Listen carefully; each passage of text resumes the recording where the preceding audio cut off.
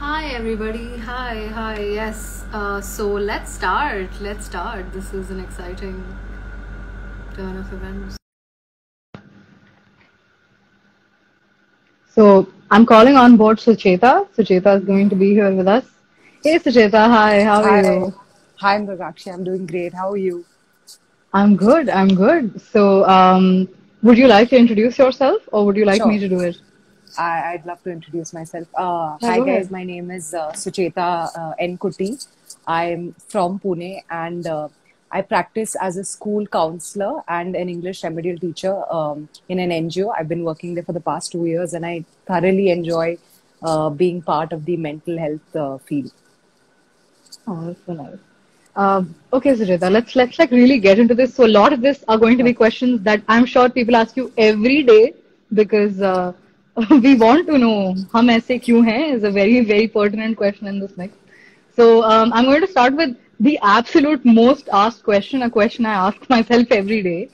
Why is it that when I have to be productive, when I have a deadline, or when it's in the bouts of general productivity, that I find social media to be such a big distraction? I think, Mrugakshi, the easiest way to answer that is because it's so accessible, right? It's right there in front of us. Our phones are constantly there in front of us. Usually, the distractions are in the form of social media apps like Facebook, Instagram.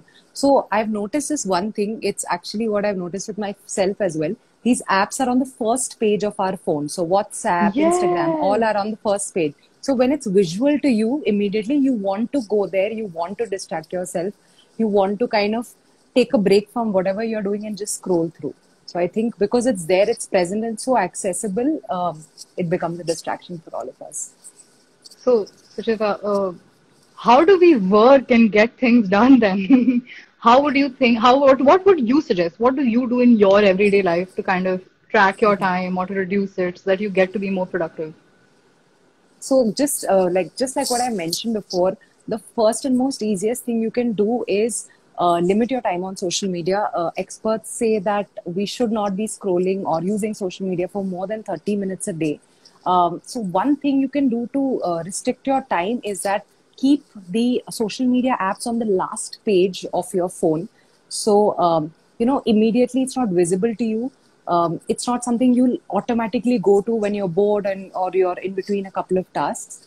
Another thing that you can do just in general for productivity is put a visual tracker in front of you, create a workspace where you have whatever you're supposed to do in a day. As you go through those tasks, put check marks so it's quite visual and you're able to see what you're doing, and you're able to remind yourself what are the tasks for my day and how much time I've allotted for them. So that will definitely help with productivity because it's helped me a lot. Yeah, that's actually a great tip. That's something that everyone can do, just like push your apps to the last screen so that they're less visible. So when we get into social media, once we're logged in, I think one of the things that keeps people on there is that you're not just seeing content, you're seeing content from people that you know, people that you interact with every day. And so it all Correct. feels very familiar. But at the same time, we had a lot of people coming up to us and saying that it just so happens that when I'm scrolling through social media, I look at other people post about their lives and their special moments, and it makes you feel depressed. No matter how much rationalization you can, attach to it, it still tends to make people feel bad. So, what do you think firstly, I would like to ask you, is that something that is wired into us as human beings, or is it something that we've picked up along the way now that social media is a thing? And obviously, how we can work around that to not let it affect us so much. So the grass is always greener on the other side, right? So whenever we are seeing people who we know, who we interact with, who we know in our personal lives or professional lives, going out to some amazing places, doing some amazing things, and in general having an amazing life, it's a very natural tendency to feel like uh, why am I not having the opportunity to do the same? Why am I stuck in this rut? Why am I not having the privilege to do all of the same things? It's a very natural tendency because we always think that what other people have is better than what we do have. Um, So one thing that you can do to again limit this kind of exposure to this kind of content is, one, you have to consciously make a decision. You consciously have to tell yourself that you are seeing the best parts of their day, of their life. What they are showing you has been carefully and curated. It's been created in such a way that it's liked by the other people that's following them. So you need to understand that you shouldn't be comparing your behind the stage scenes to their highlights of the day. So it takes a lot of conscious effort. You need to repeat this to yourself again and again. You need to tell yourself this. But yeah, it's a process. But you do need to take a conscious choice every day to tell yourself that, it's okay. They're allowed to have their fun. I'm allowed to have mine. I don't think I need to compare my idea of fun to what I'm seeing them do on social media. I think that was very well said, especially what you said about you can't compare your backstage with someone else's highlights. It's something that we all know. It's not like these are things that are unknown to us, but to be able to channelize it in the right way gets really difficult at times. And also, a lot of people feel obligated to be on social media. A lot of people don't really post as much, but they feel like they're obligated to be a part of the mix because, again, FOMO plays into that. Right. And I've noticed, it's a very common thing, sitting in the girls' hostel with your friends, somebody coming, showing the phone around to you, hey, should I post this? Will it be all right? And I feel like there's such a profound need for validation that is ingrained in us that we don't know how to nurture anymore. So what do you think is the basis for that? Do you feel like human beings are wired to want constant validation? So, speaking from a purely psychological point of view, the need for affiliation, the need for validation is one of the first three most important needs. It is very important. We need it to survive. We need it throughout the day. We need it throughout our lives. But what we need to understand is that how we need to sit down and reflect on how we are searching for these sources of validation. Are we searching for validation in a place that it's going to stop immediately if I switch off my device? Am I searching for validation in the form of likes and comments, which stop existing after I've switched on my device, right? So one thing you should do is sit down, reflect, ask yourself, what do these likes mean to me? Do I feel embarrassed? Do I feel like I'm not good enough if I don't get these likes? Try and understand the root cause to why you want this kind of validation. And another thing that I would suggest for people is that a lot of us seek for validation on social media because unfortunately we don't have the same resources to get that validation in our normal lives, right? Either we don't have that where we're working, we don't have that maybe with our families, we don't have that with our friends. So this kind of validation that we search for from social media can be received in our day-to-day lives as well. Why don't we start looking for validation where we're working? Why don't we start looking for validation from our own selves? Cleaning up your closet, doing something for yourself. These little things can make a huge difference in the way you feel. And once you start deriving satisfaction from how you're feeling as opposed to what other people think about you, that's when you've won the battle. But yeah, it's a process. It's easier said than done, but it's a conscious choice you need to make every day. You need to tell yourself that where are the other places that I can get the same amount of validation from, and am I working towards getting that in the offline world? Yeah, but would you say that it's a bad mental makeup if someone is basing if someone is making the conscious choice of basing their self-worth or how good they're feeling based on how much attention they're getting on social media? Would you say that that's an unhealthy setup? So anything becomes unhealthy when you are completely not able to function without it. If you can see that you're falling apart on a day-to-day basis simply because you have not received a certain number of likes, you've not received a certain amount of attention from those around you, that's when it's a problem. When it's affecting your personal, professional or social life, that's when it's a problem. But if, I'm taking a picture of myself, I look amazing, I'm posting it, I get a few likes, I'm okay with that. I'm not searching for a certain number of likes. It's not a problem then. So this was the positive aspect of attention, where people come in, your friends come in, look at your picture and say, "Hey, you're looking beautiful." But since social media is so accessible, it's given a lot of people a voice to say negative things about other people. Absolutely. Right. So I wouldn't go as to even it being so extreme as cyberbullying, because that is another extreme. But just on a day-to-day basis, people being made fun of on social media and people feeling self-conscious when they're posting pictures, people having body image and self-worth problems. What would you say is a good way to combat, especially in this context, body image issues that people have, where they feel really self-conscious and they don't know, they think 15 times before posting a picture on Instagram? Do you think social media is for people who are still kind of figuring out where their insecurities lie? Completely. So again, like you said, we start comparing our bodies to the bodies that we see online, simply because we're constantly bombarded with, this is how an ideal image should look. This is how a woman should be looking on Instagram, and this is how you should be looking. This is how beauty should ideally look like.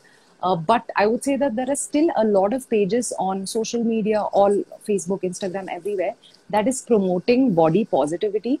We have a lot of, we have a lot of individuals coming out and posting pictures of how their real bodies look like. And, on the right side, they have pictures of how edited pictures look like, just to create awareness, that whatever you see on social media isn't real. It's difficult not to compare the way we look like very normal people to the stars and like Kim Kardashian and Kylie Jenner online. But it's the same amount of people are there out there promoting body positivity, showing how Photoshop can make bodies and people look like, and calling that out as well. Just showing how certain poses can make you look completely different on social media. So there's a lot of pages. So when we need to, again, like I said, it's a conscious choice to follow these kind of pages, just does like I'm saying the same thing again and again, but yeah, there are a lot of places where you can derive a lot of positivity from online, and you need to actively be searching for that, as opposed to seeing those stars out there who have photoshopped their pictures like there's no tomorrow. Yes, I think I think the principle does apply. You need to look for the positivity, and you can't expect it to walk to you. So for everyone that's watching, I think this is a very positive message. Go out and find content that you want to consume. Go out and find positive pages that are promoting, healthy practices, neutral practices. And so while we're on this, when Instagram, so we're talking about Instagram specifically, since we're doing an Instagram live. But this is a broad umbrella, so Facebook, Instagram, everything that goes into it falls under it. So when Instagram started out, it was a place where people shared pictures of their lives sometimes, and then later there was an integration where people started sharing products on Instagram. And as the time went by, and there was more and more concentration of just digital footfall, people started discussing politics on Instagram. People started discussing social issues on Instagram. And many very important issues that weren't being raised by the Indian media, weren't coming out to light, people didn't know about, were being shared, which was really, really helpful. But ever since the lockdown started, people have kind of become obsessive about a lot of social issues. And their political opinions don't only extend to the other people who are willing to participate in a political conversation. Because in the past 6 months, I had my sister come to me and say, I woke up this morning and I was going through my feed, and someone had posted something about a social issues, about something that was happening in the country. And in the very next slide, this person had also posted that all of the people who are not raising their voice against this, you're all completely wrong, and you will all be punished when the time comes. So there's a sense of I don't know, people are trying to ostracize people who want to be apolitical now. Like, it's not just people with opinions fighting with each other. It's also, you don't have an opinion, you must be an idiot. It's like that. So how do you combat that? Like, if I do half an hour of Instagram, I want to see my memes and go. Like, I don't want to engage in political debate. But that's just, that's like my viewpoint, right? But a lot of the more gullible, a lot of the more naive kids, the younger kids that use Instagram, they feel pressured to come out and put their political views forward. So, Right. what do you think? What do you think is a good message for them? What would you like to say to them? I think first and foremost is that again it comes down to the fact that what do you want to expose yourself to. If you're going through different social issues, there's nothing wrong with raising your voice on Instagram for social issues or whatever you believe in, as long as you're not putting down other people who don't have an opinion or don't want to share their views on a particular subject. For maybe, I think the adolescent age group is the age group which struggles the most with Yes, this. yes. So just a message to them is that it's completely okay that if you have an opinion, if you don't want to share it on social media, don't.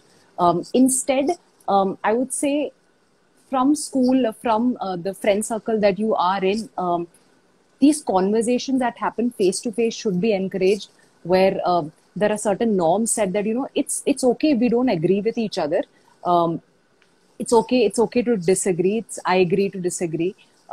So just bringing up people with a culture and spreading that just the information that it's okay to have different opinions, and it's okay if you don't want to post it on social media. The pressure is constantly going to be there. There's constantly people going to be telling us, why don't you have an opinion? But that is going to be there anyhow. So again, take some time to reflect, think if your voice is actually going to make some difference. Is it going to impact somebody positively, or are your words going to just create some empty noise for 5 minutes and then end with that? So be conscious about what you're putting out there, because each and every word or message or picture that you're putting out there kind of stays, right? So be conscious, understand how powerful your words can be, and understand that it's okay if you don't want to express what you're feeling right now. I think a lot of people needed to hear that. A lot of people who are in this chat and also not in this chat and will read this later will definitely agree with me. So while we're on this topic about people having political views and so on and so forth, today when we open Instagram, there is an endless sea of information. You can just go on scrolling and scrolling for hours, and you'd still have more to go on. So I would like to know from a psychological point of view, what has changed in human beings that they're suddenly able to consume this much information every day? Because earlier, before the era of smartphones, before the era of LED TVs, there used to be one show on Doordarshan that used to come every week. So people had a very limited intake of information, right? Yeah. So what does that change from a psychological standpoint? I think just because we have technology that's so advanced, and just right now we're so privileged we're sitting in completely different places right now, Yes. but we're still communicating. We are putting out a lot of awareness out there. So just having this kind of privilege, having the kind of technology, and if we're talking about the current situation, we are staying at home. Most of us are working from home, and our devices are constantly in front of us. So there is a lot of time. We are not going out. We are not meeting people. There is almost zero social interaction that is happening. So the only connect you have with the outside world is your device and is your social media apps. So it is but natural that we will spend more time. It is but natural that we might open Instagram to maybe check out somebody's post, and then 4 hours later we have bought 6 products that are completely useless to us. Yeah. Right? This happens with me a lot. So it happens. It's okay that it happens, but I would say that be aware of it. And now Instagram has that setting, I think, where you can see how many hours in a day on an average you're checking, you're spent on it. Be conscious of that. Check that out. If you are seeing yourself spending 4 hours a day on Instagram, ask yourself the question, what purpose have I achieved? Have I put something positive out there that has helped a few people? Has my post or has any content that I've put out there created some impact for myself or for others? Ask these difficult questions to yourself. Ask yourself if you're scrolling because you're bored. Ask yourself is there something else I can do to feel better instead of mindlessly scrolling through my phone? So yeah. Yeah, I think that in terms of, it's true for all content creators, and I think everyone who's watching the stream and everyone who watches it later should understand that it's important to create content responsibly, or you're not getting anything productive out of it. Like what you said about it being empty noise, I think a lot of social media has just turned into filler noise, Yeah. just things that look good and sound good, but don't have any actual meaning. And I hope that that gets remedied in time. Me I do too. hope so. So, kind of moving further into social media. Social media isn't restricted to obviously, the Instagrams or Facebooks that we see. There's uh, kind of more profound evils like WhatsApp that Yeah. we spend all day on. So, Sujita, according to you, what is a healthy amount of time to be texting people every day? I'm asking So for my again, personal sanity to begin with. I'm like, Tele, I need to check if I'm doing okay on this.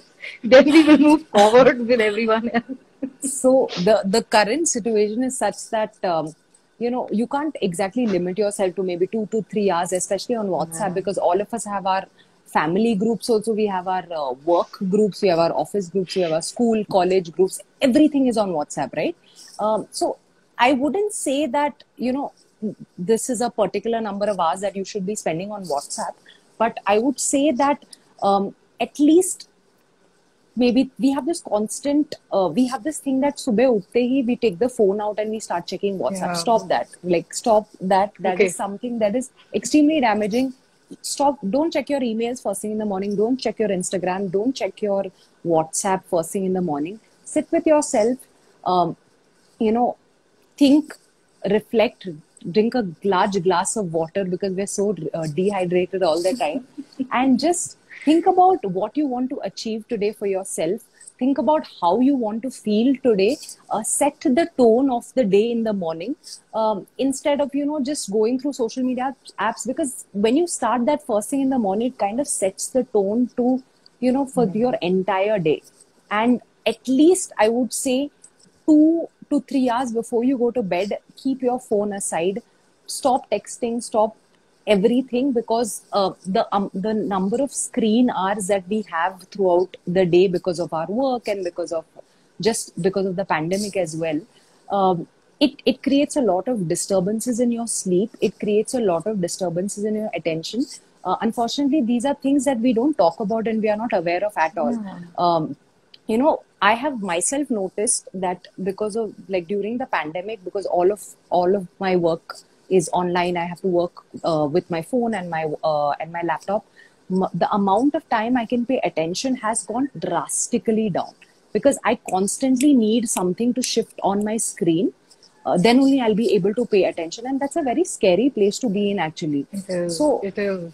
so just like understand that the effects. There is no problem using apps. There is no problem, because all of these things are designed to make our lives easier. Understand that you need to make your life easier and not more difficult by ruining your attention and your sleep and all of that. So just be conscious about what you're doing and ask yourself difficult questions. Am I achieving something by staying up till 2 o'clock in the night checking out Instagram and feeling bad because somebody went to Lonavala and I didn't?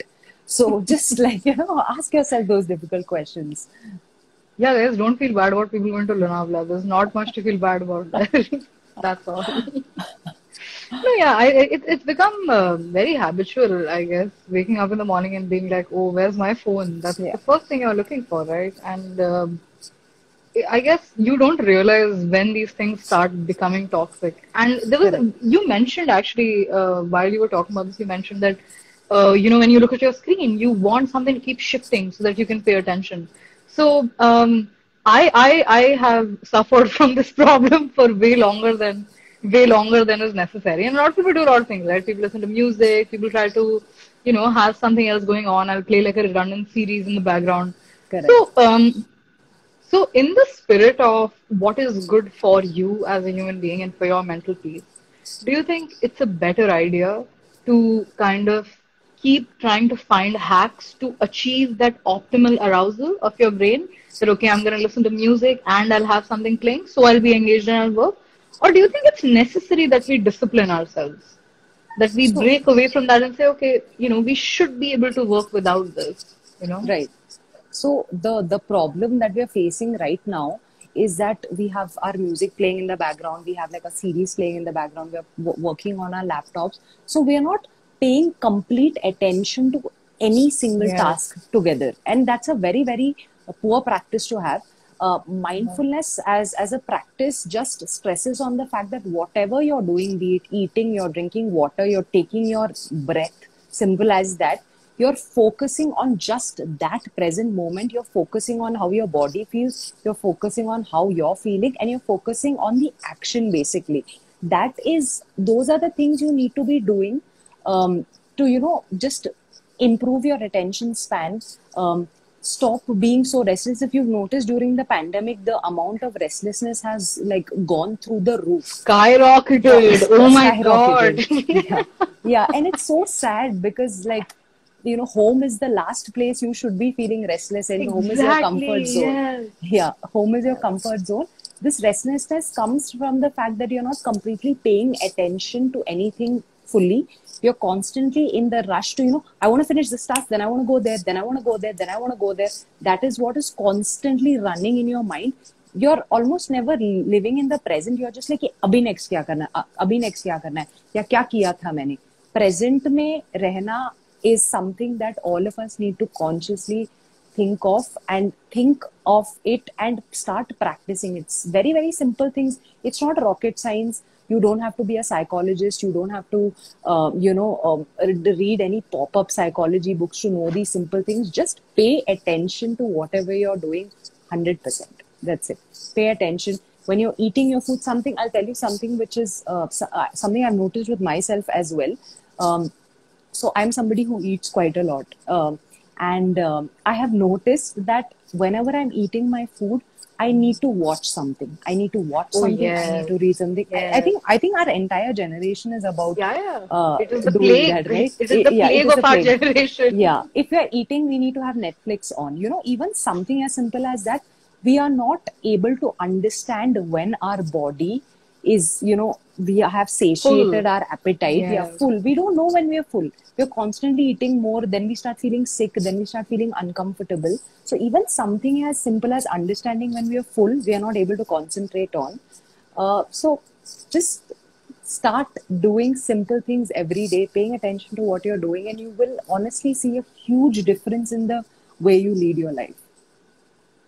Yeah, I think this whole generation is too bent on multitasking. Everyone's like, yeah. oh, while I'm eating, let me watch that and get it over with. Let me Correct. text 3 people while I'm doing this. Absolutely. And this was a problem that I personally also faced when I started going to therapy. My therapist, the first thing that she told me is, how about you just do nothing and only eat?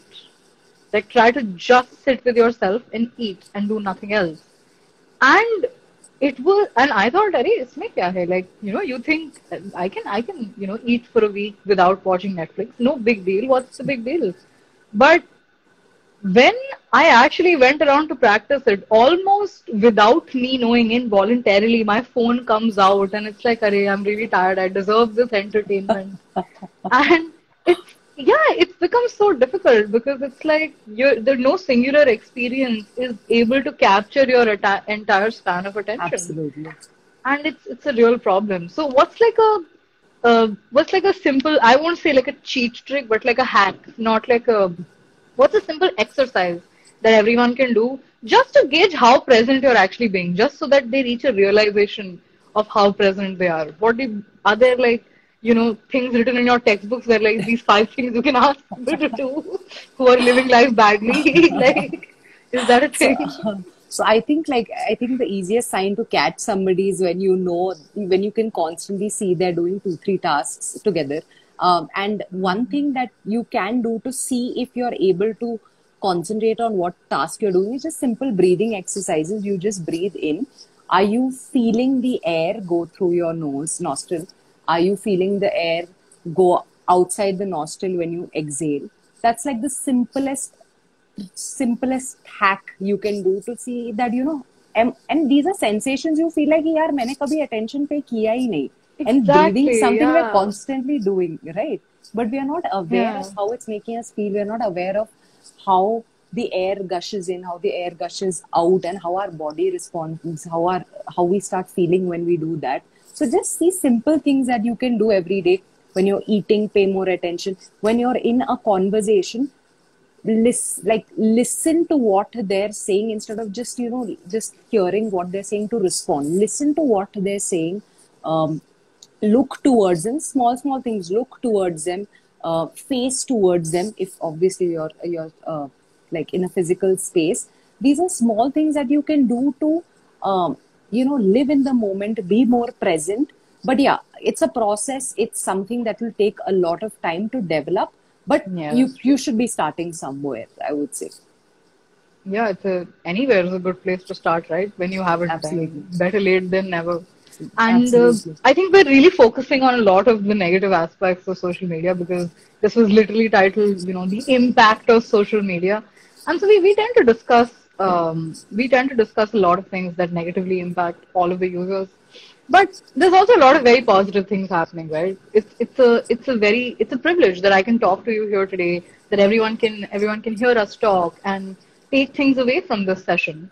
But a lot of the times, what happens is that the receivers of content aren't quite ready to be doing the same.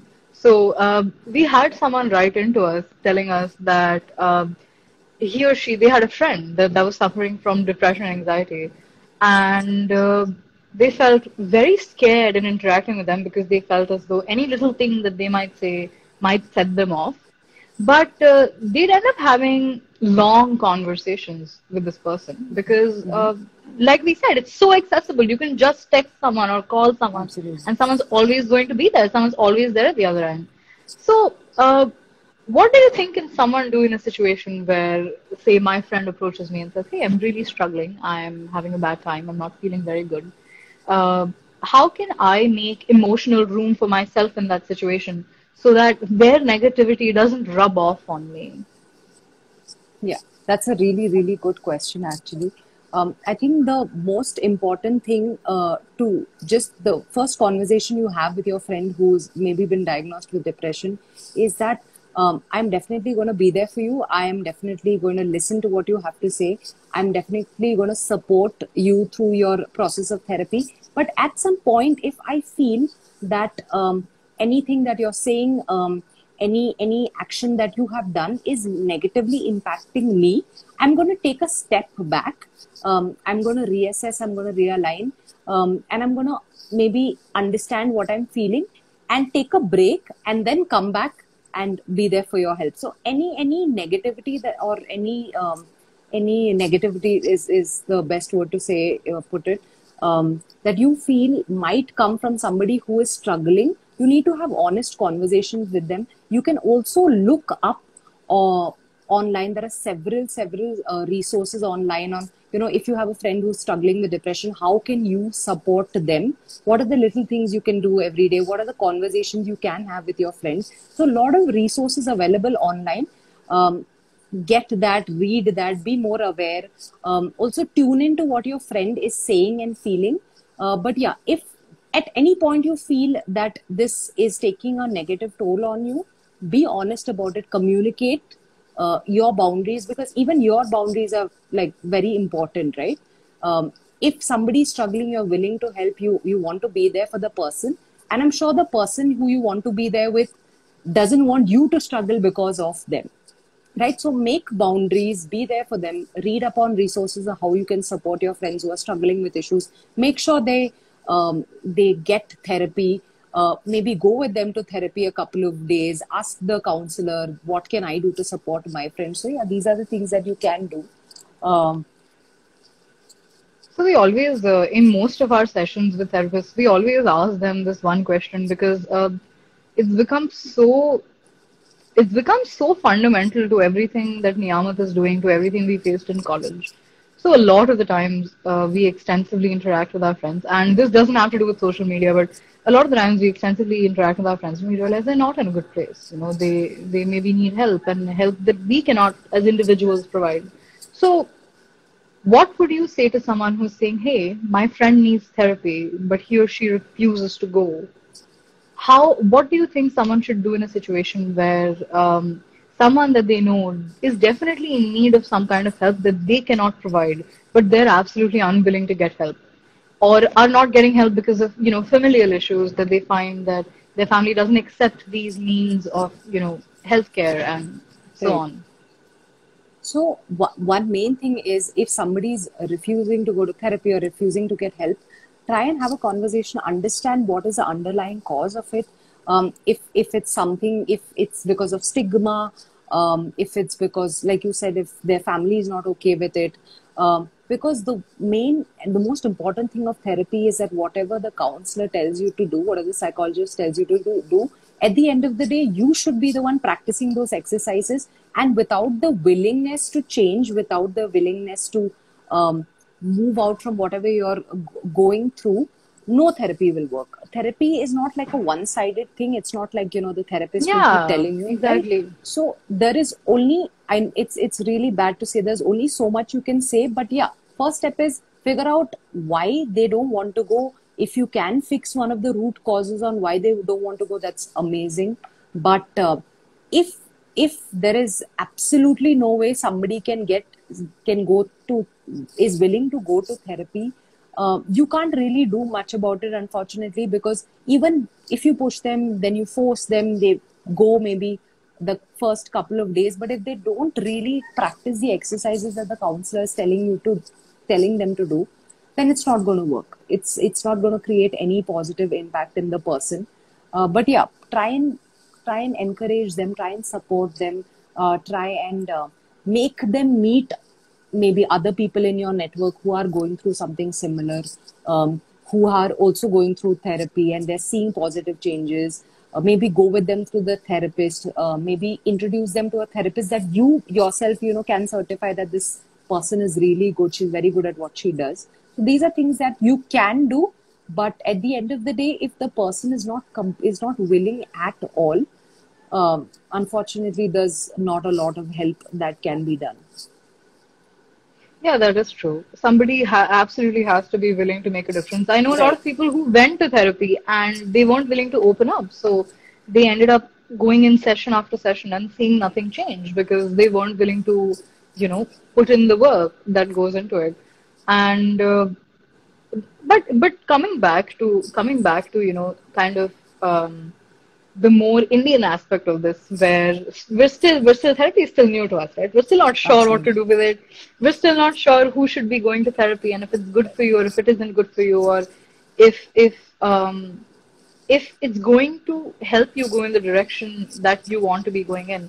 So since you meet a lot of people on a daily basis, you probably interact with a lot of people, both other therapists and people who seek therapy. What do you think is the general Indian view on therapy? What have you observed? How do you think people perceive therapy and what's integrally wrong with it? Because there's definitely something wrong with it, I know. Definitely, Just yeah. tell me which part of it is absolutely wrong. Yeah, yeah. So for me, because I have been seeing this for many years, before we talk about society, I can just talk about the way therapy was viewed in my family, because before I became a psychologist, um, it was viewed because it's something you can't physically view. Like if Yeah, it's not your leg is tangible. broken, yeah, it's not tangible. If your leg is broken, if your hand is broken, if you have a cold, there are symptoms. And you can kind of see what is going wrong, because you can't view what is going wrong, at least according to people. Therapy is seen as something that people who have a weak mind go to, people who Yeah.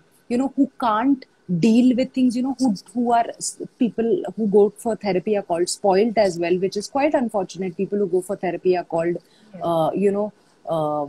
weak and not mentally strong, and you're not capable of doing anything. And then there's also a very traditional view of seeing therapy, in very, very Oh, small yeah. places, very conservative places all across India, because I've had the chance to work with a lot of these people. Mental health issues is seen as, karma.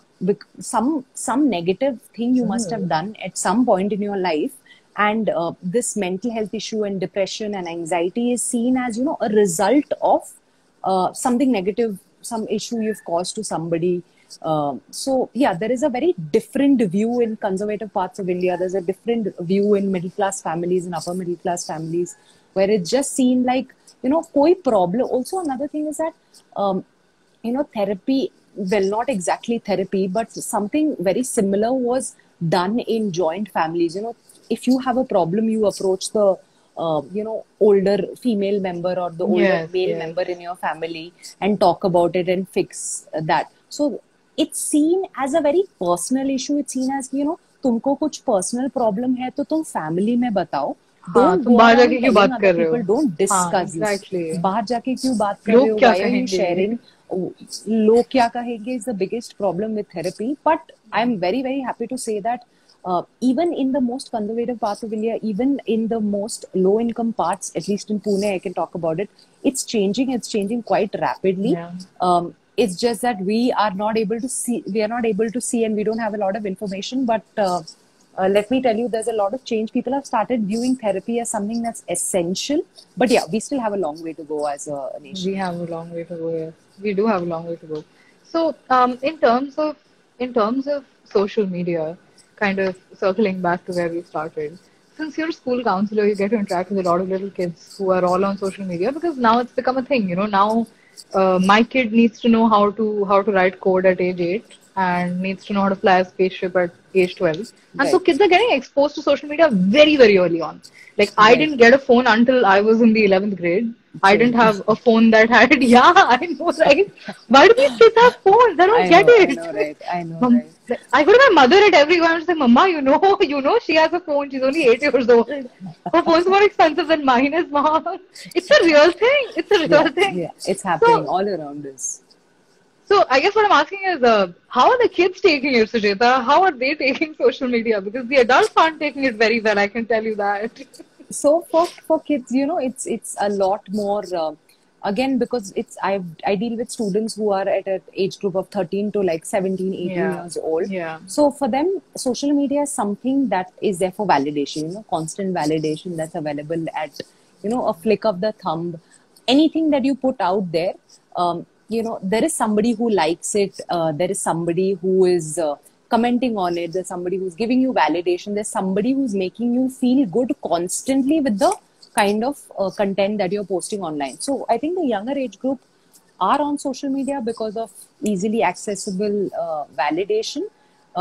So with students also, it's very important to kind of discuss the boundaries that you need to maintain, because children are the most susceptible to, cyberbullying online, being exposed to online predators, being exposed. Also, apart from those issues, also just, their concentration is impacted. They develop a lot of anxiety. They develop a lot of sleep issues because of, constant usage of social media. So just sitting down with children and making them understand the purpose as opposed to, 4 बजे के बाद बंद कर दो Instagram. Yeah, phone side में रख दो. That doesn't make sense. Yeah. That doesn't make sense. Yeah. If you want anybody to follow what you're doing, like follow what is right, you should be explaining them the purpose of what it is and how, ये करने से आपके ऊपर क्या impact होने वाला है. Like, and kids are smart, man. We should be giving them more credit. God, they're so smart these days. Yeah. And it's like they come like that out of the box. And they can use mobile phones and devices like faster than we can. So, if they're able to do all of that, we should be giving them more credit, just a lot more awareness and just making them understand the purpose. So yeah, so I think kids also find it to be like a new, exciting, shiny thing that shows up every morning. There's something new to do.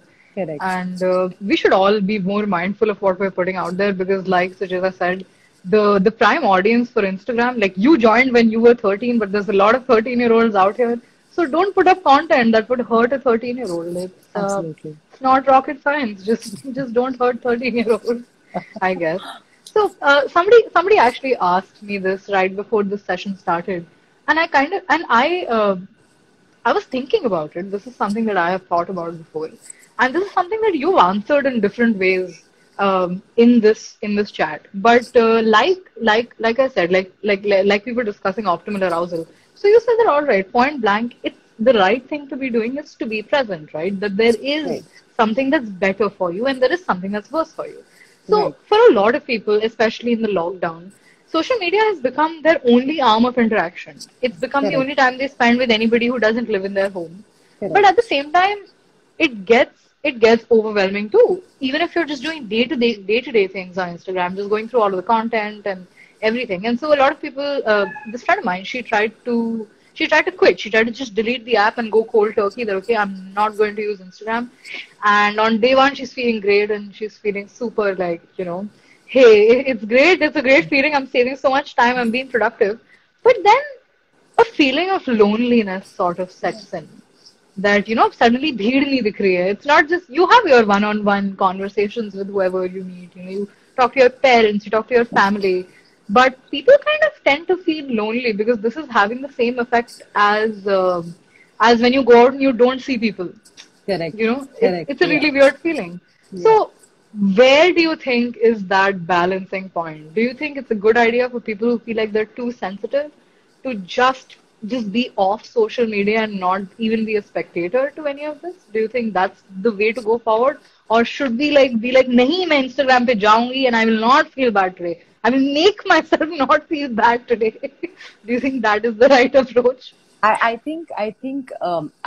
somebody who believes in neither of the extremes, like if social media usage is impacting your personal, professional and your social life completely, then I think it's time to stop, take a break, Yeah. turn it off, delete your account for a couple of weeks and see how it goes.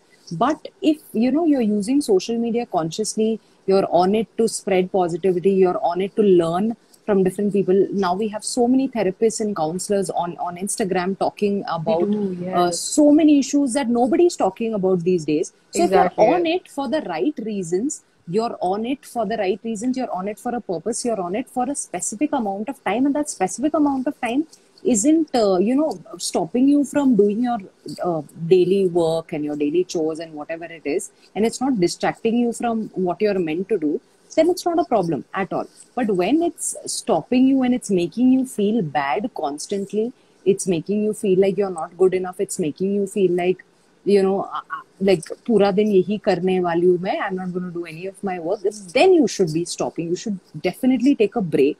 But yes, it's a personal choice, and I think we should be aware ki how is it making us feel. Us feel, yeah. Yeah, Yeah, we should. that's the We should. I think a main lot of the point. times we just like go through it and the day is Yeah. done and you're really worried about all the time you've wasted. But you're Exactly, not exactly, focusing on how you felt about it. You're not focusing exactly, on your well-being. You're just like, oh my God, this is a waste of time. But it's also really impacting you in a negative way because you're absolutely. mindlessly consuming information. And okay, so this is a bit of like an abstract question, but like you said, with regard to mental health, the biggest problem when it came to acceptance was that there's no tangible way to tell how someone's feeling, right? If someone gets hurt, you can see that they're hurt. If someone has a fever, you can measure their temperature. So if someone's healthy, you can actually do a physical checkup and give them, a clean bill of health, right? So Right. actually, I'm not aware. Do these standards exist in mental terms where you can assess a human being and on some quantifiable metrics say whether or not, they're physically fit or not, they're mentally fit or not? So, mentally fit in the sense that, yeah, if how they're feeling because they've been exposed to something, or just how they're feeling in general. Yeah, there are a lot of standardized tests that kind of give you an information about not just generally on how you're feeling, but how you're dealing with something, how your reaction to certain things are. And in a very in a therapeutic context, when you're asked to share how you're feeling, you're usually asked to share on a scale of 1 to 10, how am I feeling and what is the reason for it. So yeah, it can be quantified. There are standardized tests, there are standardized questions that are asked during therapy for that. Yeah, so I hope that So do you think answers this it. should be a practice when admitting people into, say, something normal, like when admitting people into a workplace, right? Should a workplace, quite literally measure how their employees are doing on a day-to-day basis? Do you think that Definitely. something that's going to happen in the near future? ये छोड़ो, करना है नहीं करना है. We are past what is good for us and what isn't. Do Yes. you think that we will see it in the near future? People acknowledging that this is a problem and addressing it? Definitely. So I can actually talk about my own organization. So we have like these standardized tests that come out, assessments that come out once in every 6 weeks, where we are asked to rate ourselves, like how we're feeling on a scale of 1 to 10. If we feel appreciated, if we feel like our work is amounting to something, if we feel like we have a sense of purpose when we come to work every day. So these are questions that you should be asking your employees. And if an NGO can put the mental health of staff on priority, I think all these multi-billion organizations and all Oh these yeah, organizations should be doing that. And if you're not, then definitely. you're not doing a good job. Yeah, they should be held accountable. I think Yeah, people should be held accountable for what the general organization's actions are doing to the employees. Because as absolutely. a person who's recently stepped into the job, it's not always the pressure of the work, right? It's not always that you have work that is just impossible to finish. Sometimes social interactions in the workplace make you very nervous, especially in this Absolutely. phase where we were onboarded virtually and we're working with teams that we have We have never never met, met. people we don't Absolutely. know at Exactly. all. So, so in terms of, so most of us, most of the people watching this feed even are people, who have 9 to 5 jobs, who are new and who are young, probably a couple of years into working. And a pain point, especially for me, was that even when I wasn't on social media, being in on my office laptop felt like I was on social media because I was constantly talking to people. And then, my social battery runs out. A lot of people apparently have this problem. I hope a lot of you have this problem. I hope I'm not alone, guys. So, yes, yeah, your social battery just drains and runs out. So, Absolutely. what's your one um, go to compartmentalization tip? Like, what do you do when your office laptop is shut and the day is done? Okay, so one thing that I make sure to do is I make sure to not take that office laptop home, uh, and that is the main thing. I completely stopped doing work after a point of time. So when I was working in school, 4:30 was when I would get done. So उसके बाद I had this rule that I set for myself कि कुछ भी हो जाए, कोई भी हालत में I am not taking this laptop home nor am I going to be doing homework at home because it's not needed, right? It's not required. When you step out of your office, you should be stepping out of that place mentally as well. वो काम वहां पे रहना चाहिए. You should be concentrating on that journey home. You should be concentrating on the food you eat after you go home. You should be concentrating on the family and the friends you meet after you go home. All of that, right? So it's again a conscious choice to stop doing things, set time for everything कि उस time के बाद मैं ये नहीं करने वाली हूँ. And set this boundary with your workplace as well. Have a conversation with your manager. Um, Make sure they understand what is the purpose behind it, and what can be the impact of this on your mental health. So take a few deep breaths, be ready to transition into going back home and doing whatever.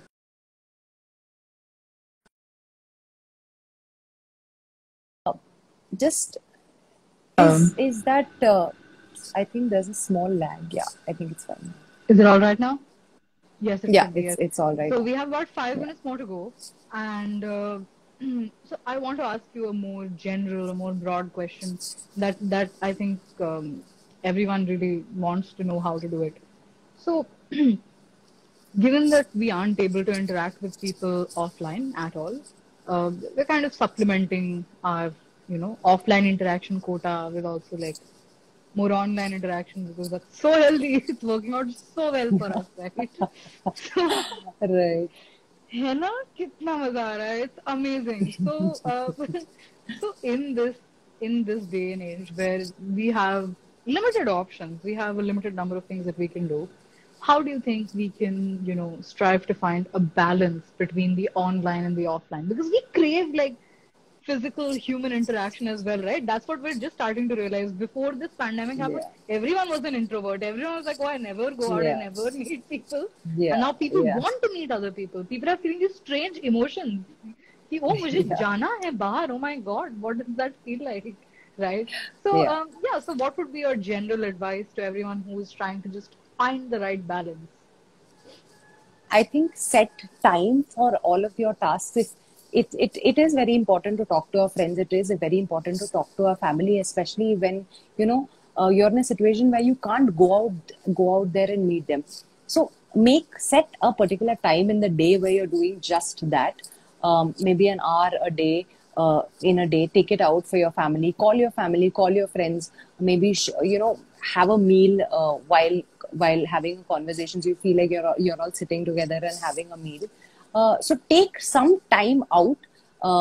Also, social media should not ideally be used to be to converse with people in a way that what I'm trying to say is that use personal calls, use you know call them on a video call, and call that person and talk to them about what they're doing, as opposed to looking at their stories and see what they're doing, right? Make conversations more personal by contacting them. Yes. Another thing that you can do to just strike balance is have a routine, have a schedule in place, and have it somewhere. Maybe the place that you wake up in the morning, maybe it's facing your bed. Have a schedule that you are seeing the first thing in the morning when you wake up.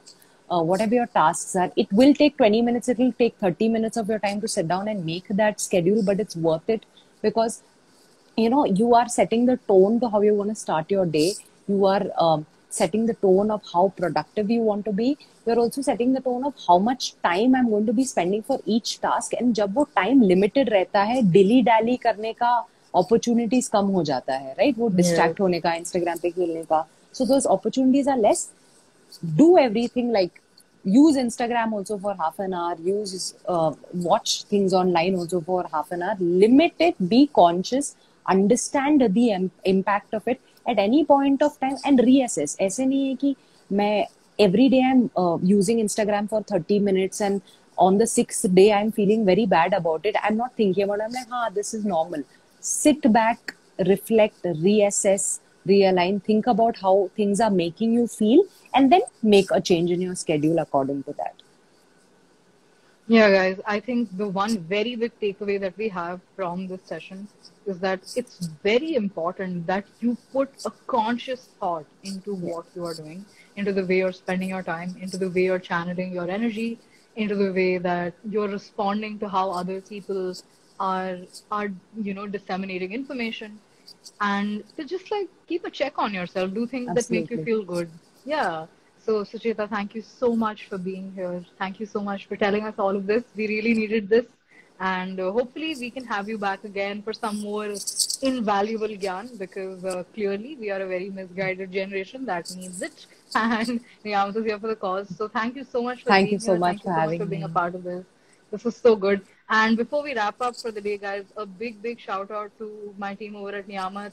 Ananya Roy is a one-man army. Is a She's a star. machine who made this happen. She is a star, yes. She is a star. The rest of us are just sitting here with an inferiority complex. And everyone at Niyamat, everyone who's been watching, thank you so much for being here, guys. And again, thank you, Sucheta. Thank you. Thank you so much. All right, we'll be drawing this to a close. This was so lovely. Let's do it again soon, yeah? I'd love to. Bye-bye. Bye-bye.